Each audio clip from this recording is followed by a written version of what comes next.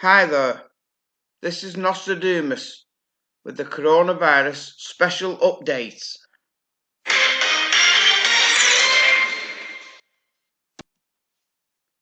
Oh, where do we start?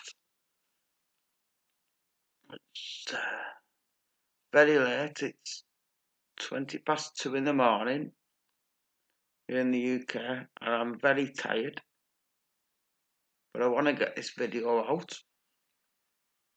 I'm going to try and convey the information as best I can, and there's a lot of it. I'll probably mess it up, but I'm going to do my best. So I'm going to start. You need to ask yourselves what is going on with the UK government, coming under growing criticism for its surprising and concerning approach to the coronavirus. The UK government has come under growing criticism from some experts, commentators and politicians for its response. The UK has not introduced strict measures such as closing schools and banning mass gatherings, which multiple other European countries have introduced. Prime Minister Boris Johnson and his scientific advisers insist such measures would be counterproductive at this stage. But former Health Secretary Jeremy Hunt said the government's lack of action was surprising and concerning. The editor-in-chief of the medical journal The Lancet accused Johnson of playing roulette with the public's health.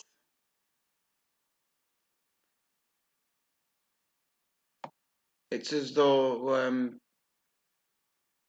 seems to me they want the epidemic to go full throttle. Here's a picture of Boris Johnson's chief advisor with his bunch of misfits and weirdos. These are the numbers from the last few days. Number of reported cases. We don't know. There's a lot more cases than there is reported, but we'll go off the official figures. And it's the world reported cases is going up by about 18% a day, and the world deaths is going up by about 23.7% a day. But in the UK, because the same stringent measures haven't been put in place as in other countries, we had an increase on the 12th of 28.3% on the previous day, and then yesterday on the 13th it went up 35.3% on the previous day, and the most recent figures it's jumped up by 442, which is an increase of 42.9% on the previous day. And I haven't seen figures like this for any other country. And now the unfortunate fatalities are going to follow suit.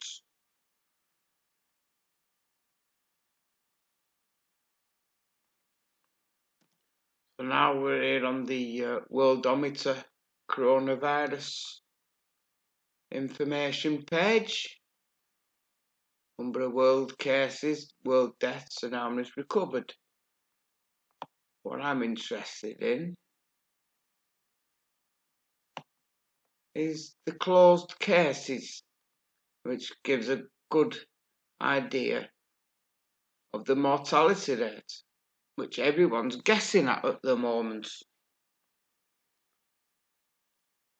We know this number of people definitely had it, and this many recovered and this many died.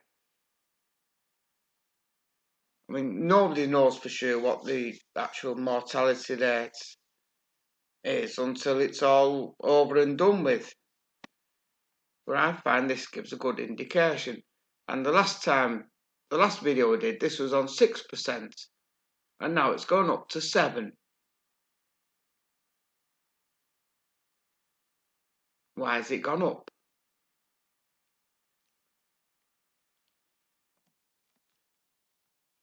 And then I had a little brainwave. And I thought, well, these closed cases, these are world closed cases, which include all the Chinese figures. So I got to thinking, what if you minused all the Chinese figures out of this?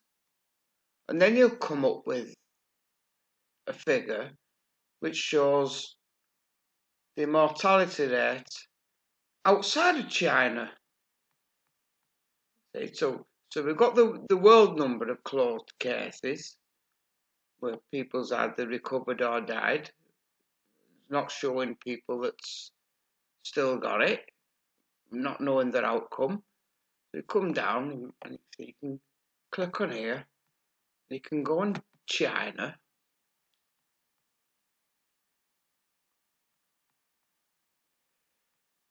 And you can get a breakdown for China.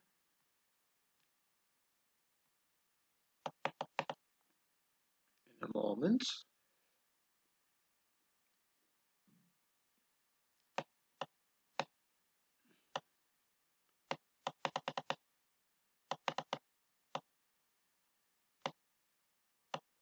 In a few moments.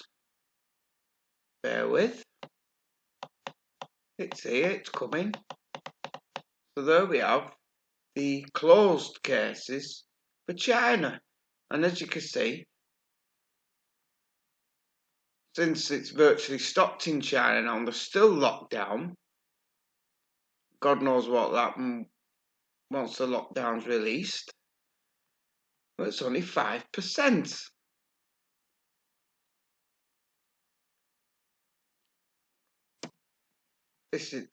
This is from the original virus, and I've been hypothesizing that since it came out of China, it's mutated into a more virulent form. So we should see a difference between the closed cases which don't include China compared to China itself. All the cases have got nothing to do with China and the 5% in China. So I took the numbers from China and I deducted them from the world cases to come up with the numbers outside of China. And here they are. These are the figures for closed cases as of 3 hours ago at 11:30 p.m. on the 14th of March 2020 GMT. And as I showed you, the world figures, they had the total cases, the recovered and the deceased, and I said the death rate was 7%. Well, that's nothing to worry about. And the Chinese cases of the original COVID-19 virus were as follows, but it's virtually halted in China because they've shut everything down. And it's just 5%. So if we take one from the other, we get the cases that are running around the world now, in Europe, America, Eastern Asia, everywhere else, apart from China, where it's spreading. Total number of cases is 11,519 closed cases. 8,887 have been recorded as recovered. 2,032 are deceased, which gives us a death rate of 22.8, which is highly suggestive of my theory that COVID-19 has mutated into a much more virulent form and much more deadly than the original virus that originated in China. Now, I want you to remember that figure, 22.8. Right, I'm coming back to the worldometer and I want to look at the age demographics.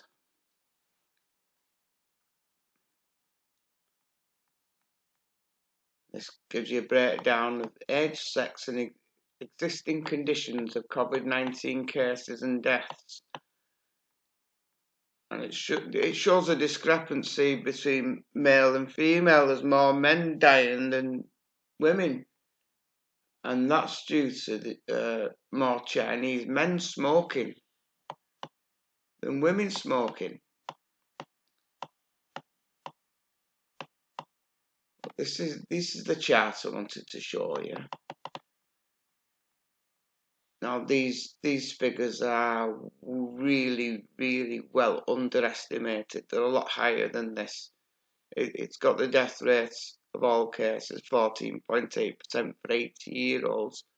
And I've just shown it, the average is almost 23% for all ages. But it's the comparison between the ages. The young are hardly affected. Well, they are affected, but they don't. It doesn't kill you if you're young. It's when you get to the really old age, the older you are, the more susceptible you are to the virus. So once you're getting up to 60 plus, then you need to start getting worried.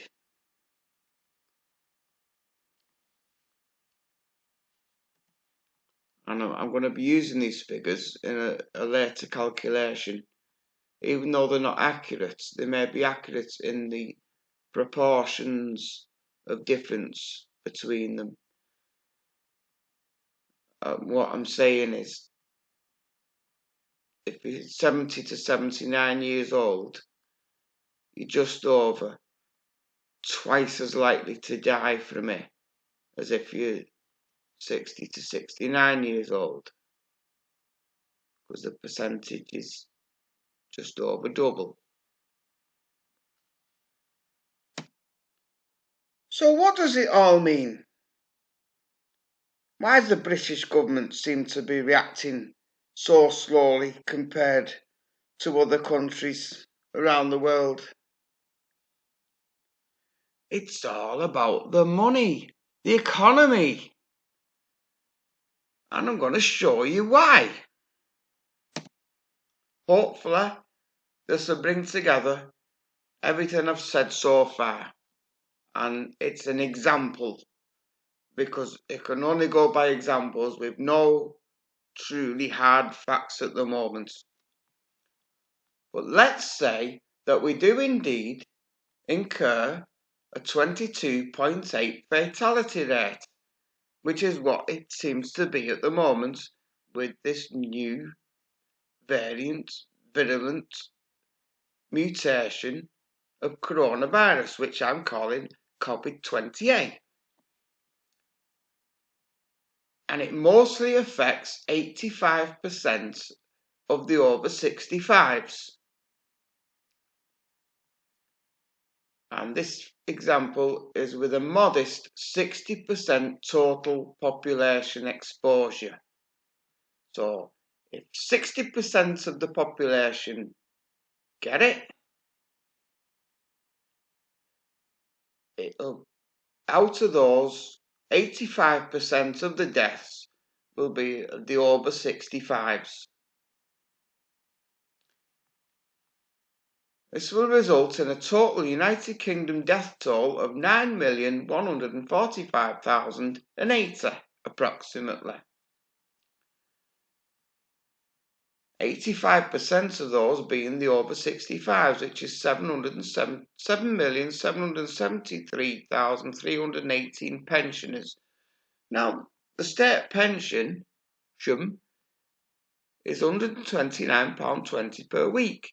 So the government will save each week just over £1 billion, making an annual saving of £52.2 billion.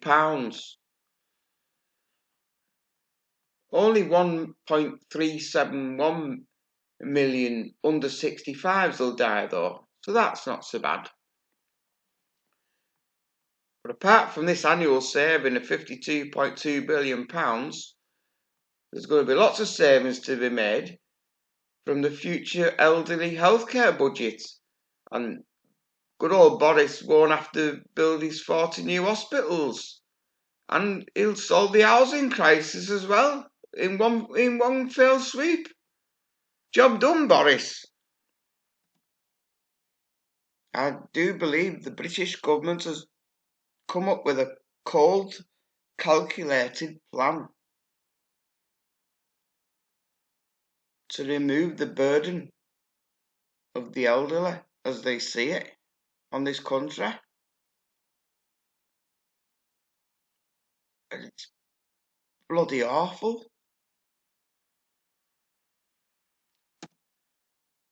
They got enough votes from the clueless morons last time. They don't need the votes of the elderly anymore to keep them in power. They keep talking about gaining herd immunity, so the whole population can become immune to it, while all the other countries are shutting down and not getting it at all. So they're thinking, well, they're all shutting down, so at some point they're going to have to open back up and they'll get it again. And they'll be knackered. But us, next year, will rise from the ashes like the phoenix. And Great Britain will be fantastic. We've sacrificed all the elderly this year. And next year we'll be the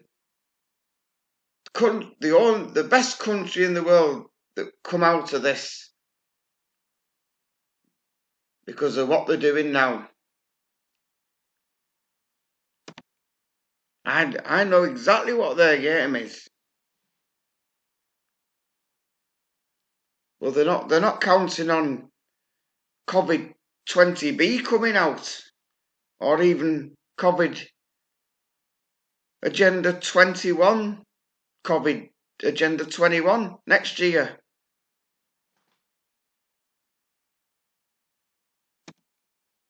Disgusting.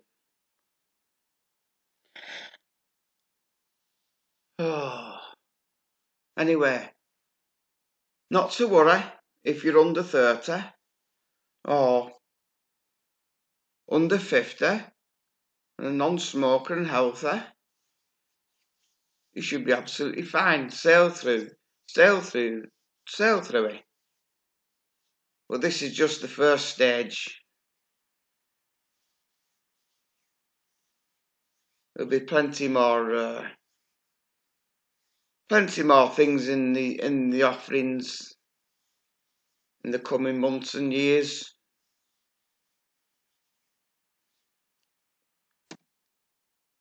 At least this is giving planet Earth a chance to catch a breath,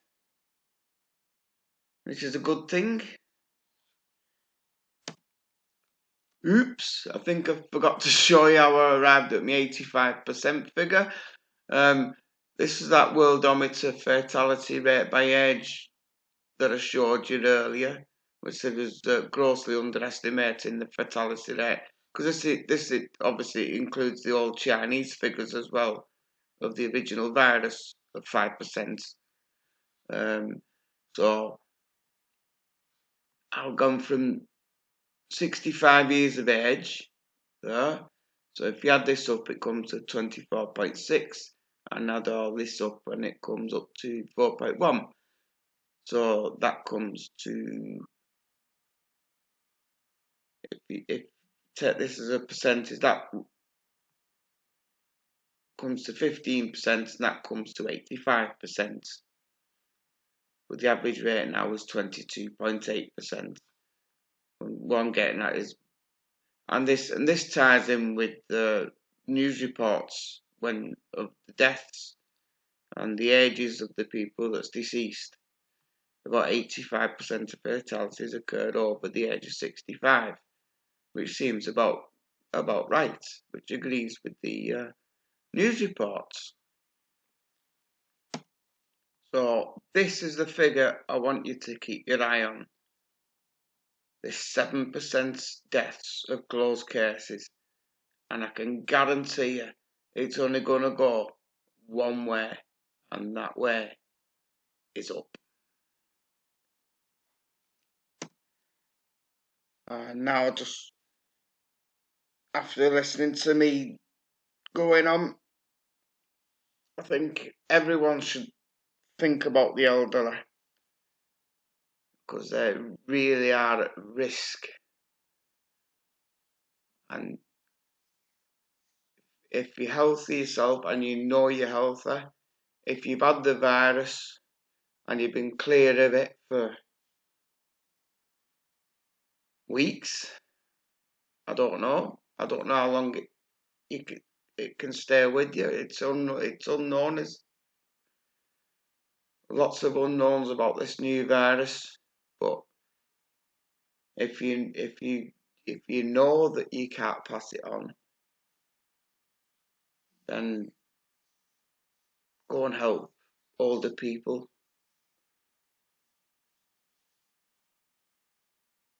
I think it's a shame. Do what you can, and best to stay away from old people if you got a chance, without even knowing. If you think you got any chance of giving it to them, stay away from them,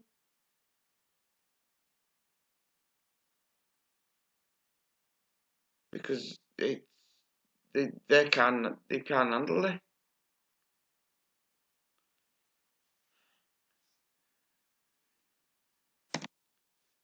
I'm going to leave it there for now. I'll be back when I feel I've got something else to report. Take care, everyone.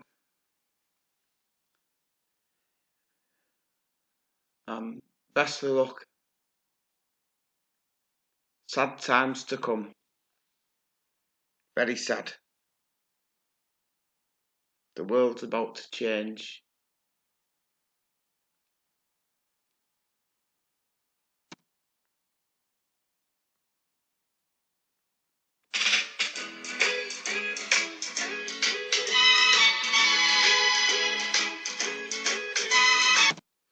You're not going on a summer holiday. Coughs and fever for a week or two. Travel restrictions for your summer holiday. Self-isolation for me and you. For a week or two. We're going where the beds are packed tightly. We're going to the ICU. We've seen it on the TV. Now watch it all come true. Everybody wants a summer holiday, but the planes they are not letting through. So we're not going on a summer holiday. All our dreams have been turned to poo. No travel for me or you for a year or two.